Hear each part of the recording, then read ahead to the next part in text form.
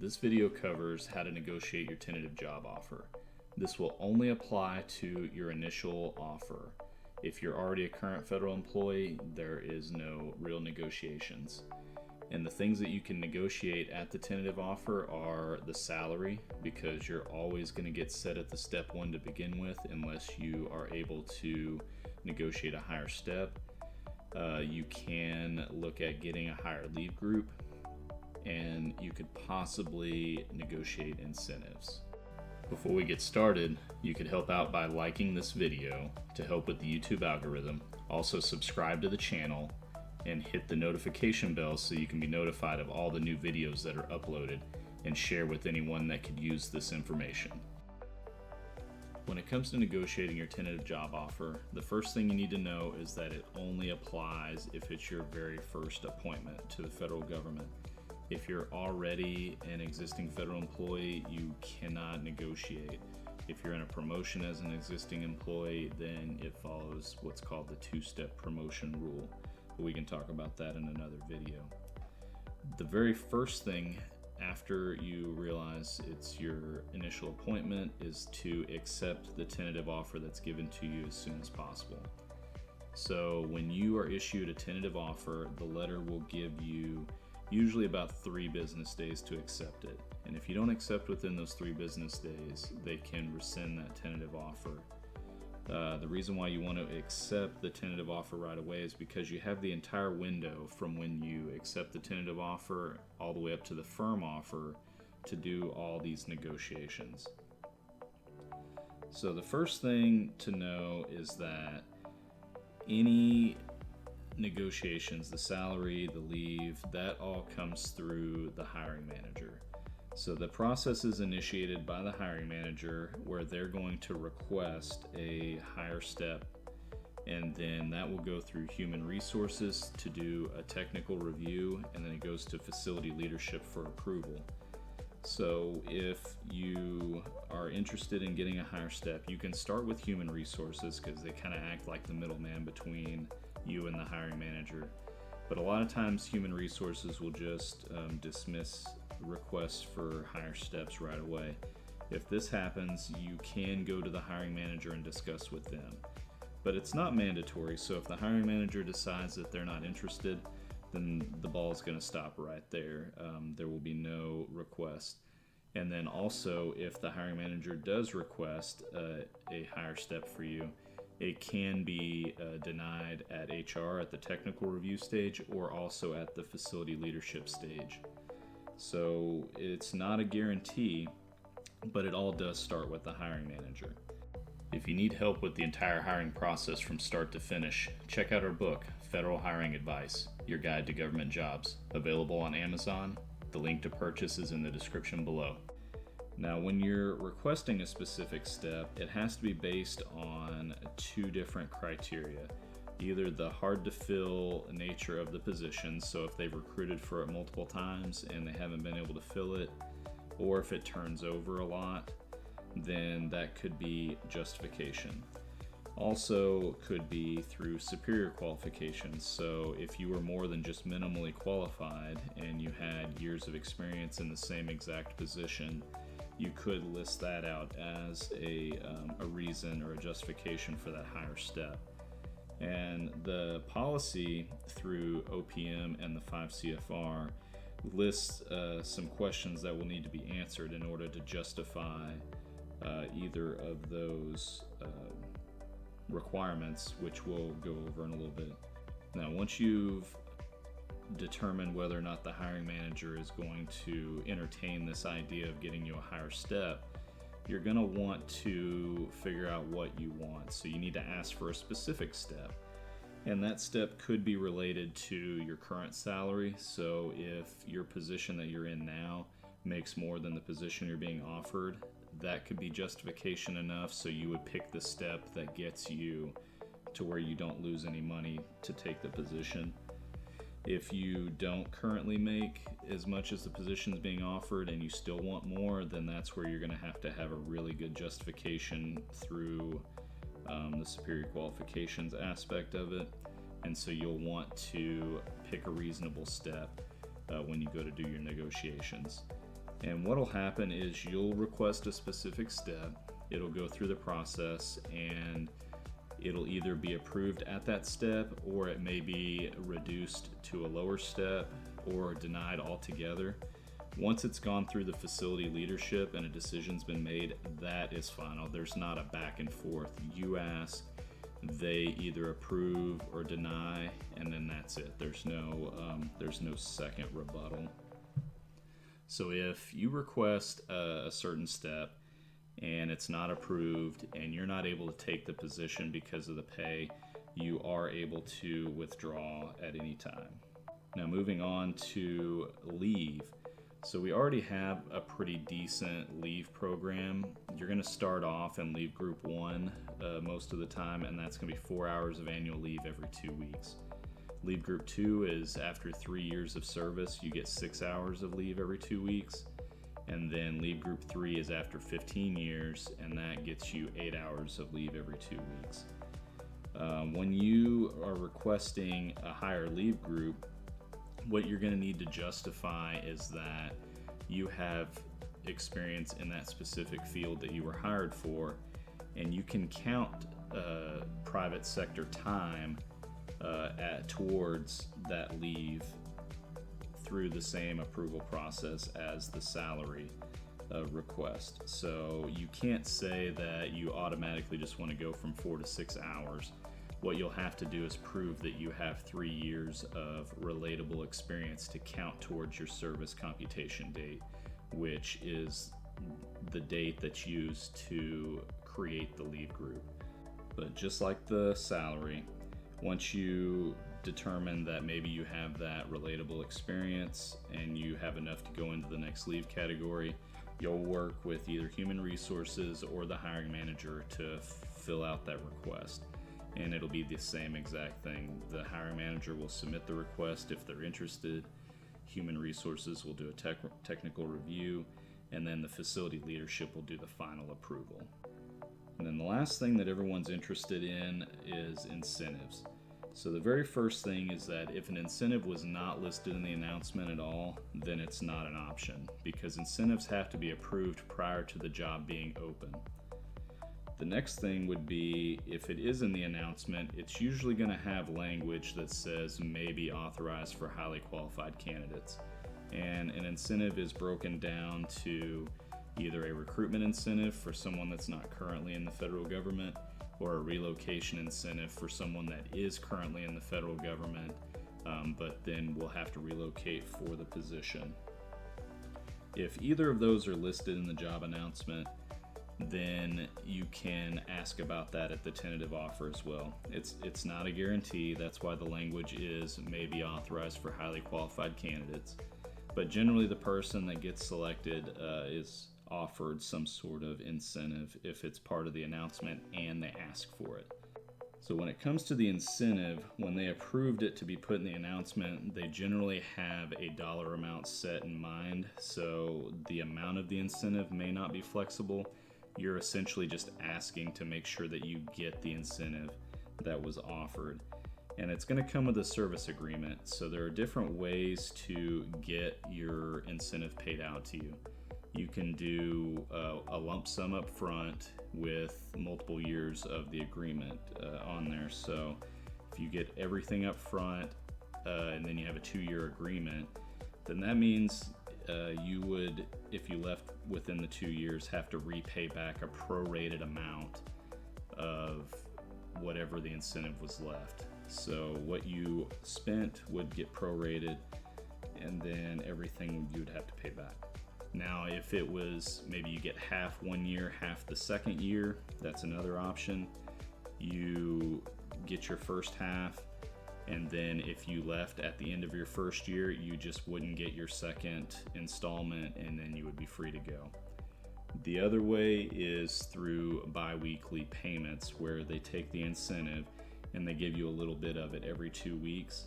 And in that case, you would always just get to keep what you've earned. And then if you left within the service agreement period, then you just don't get any other installments, so also not going to hold you there. For the pay setting, we're looking at the 5 CFR under 5 CFR 531.212, and this is the Superior Qualifications or Special Needs Pay Setting Authority. It's kind of what we talked about previously in the video. In the beginning, it's going to explain that it has to be the first appointment. It can be a reappointment if there's a break in service of more than 90 days. But generally, if there's a break in service, it's not going to be what we would call above minimum entrance rate like it would be for a first appointment. That's what we would call highest previous rate, where we're going to set you back to where you left if you were at a higher grade and you're coming into a lower graded position. As you scroll down to the bottom, this is where it's going to discuss the determinations. So as we talked about, there are 2 different categories. One is for superior qualifications of the applicant, and this paragraph helps to explain that it could be specific skills in that career field. It could be an advanced degree or license, anything that could directly relate to the position and be immediately, valuable to that. The next one is going to be the special needs of the agency, and this is going to be more along the lines of if the position's hard to fill, if it's a higher level position like a supervisor, or if it's a position that has a high turnover rate. And each agency may have their own specific questions that are going to help answer which category this falls in. So under the VA, for instance, there's a VA handbook that has specific questions that you have to answer for whether or not the person has superior qualifications, and then a different set of questions if you're trying to do it based on the special needs of the agency. And then here with the pay rate determinant, so this is how you're going to try to decide what step you're going to ask for. And it's again based on the candidate's skills, the candidate's existing salary, any disparities between the position being offered and its private sector counterpart. All of those things are right here in can be used to determine which salary is going to or which step is going to be the most appropriate. And then when it comes to leave, we have a different CFR. That's 5 CFR 630.205. And this is going to be the credit that you get for private sector work experience. And then this also discusses uniform services that aren't automatically credited. So normally, any active duty military time that is documented with a DD-214 automatically goes towards your service computation date, towards your leave group. The only exception is for retired military. So someone that's retired and did their 20 years, they usually don't get to count that towards their service computation date because they're already receiving retirement benefits. It's just one of the exclusions. There are 2 exceptions that I remember right off the top of my head.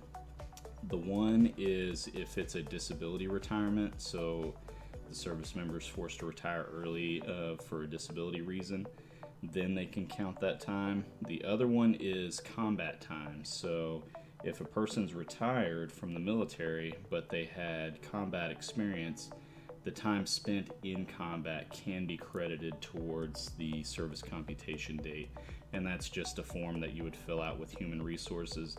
That's not really a negotiation because that is due to you. So if you are retired and you have combat experience, let your HR person know so that they can fill out the paperwork. There's no real negotiating or approval process on that. But the policy will go through and explain what governs the crediting of this leave. So again, this is for initial appointments. This is the sole discretion of the agency, so it's not a requirement. Your justifications are, it's essential to recruit and retain high quality candidates. And then as you scroll through, it just explains what can be credited. So here is what I explained, credit for the prior work experience in the experience in uniform service. It's going to be back to the effective date, and you would get to keep this credit as long as you completed at least 1 full year of continuous service. So if you left when before your year was up, then you would have to re-request it when you got a new appointment. And so these are just different explanations of what I explained, where basically if your work experience is in a related field and the hiring manager would like to request that that time be added to your service computation date, then you would just work with them on that approval process, and it's very similar to the approval process for the extra steps. If you're retired military and you have combat time, that's not necessarily a negotiation, that's just a form, and you'll just work with HR to get that form completed after you've started. Right, now that we've talked about all the negotiations that you can do at the tentative offer, let's just recap. First thing is it must be your very first appointment or a reemployment after, at least 90 days break in service. You're gonna accept the tentative offer immediately and then start negotiating. You can negotiate a higher step. It's called the above minimum entrance rate, and it goes through an approval process where the hiring manager submits to human resources, and then human resources will technical review and send to facility leadership for approval.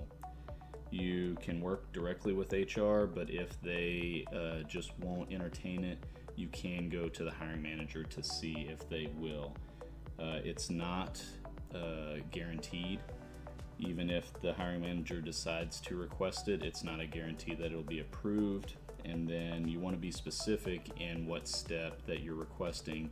And once it goes through the approval process, you'll either be approved at that step, a lower step, or denied altogether. And whatever that decision is will be final.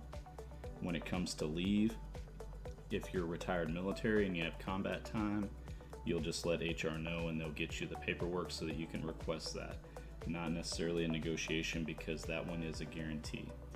Then the leave for private sector experience, non-civilian service experience, that one is a negotiation, and we'll go through a similar process. You'll work with HR and the hiring manager to request it, and if approved, the time gets added to your service computation date, which is the calculation that's used to set your leave group.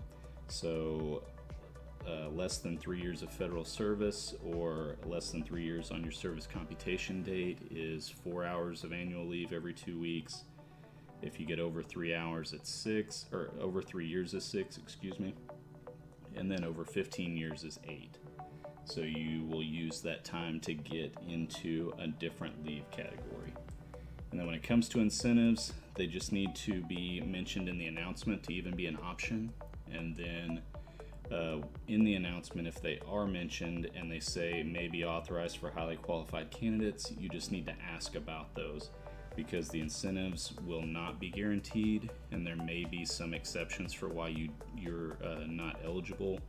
But then also the amount will be set, so you'll just want to talk about what the service agreement period is and how you're going to receive the money, if it's going to be a lump sum, if it's going to be multiple installments, or if it's going to be bi-weekly payments. And each one of those will depend on how long you're going to be locked into that contract. Thank you for watching the video. If you have any questions, go ahead and leave them in the comments, and I'll do my best to answer. If you need to work one-on-one, you can visit the website at www.federalhiringadvice.com, and we can schedule a time to meet.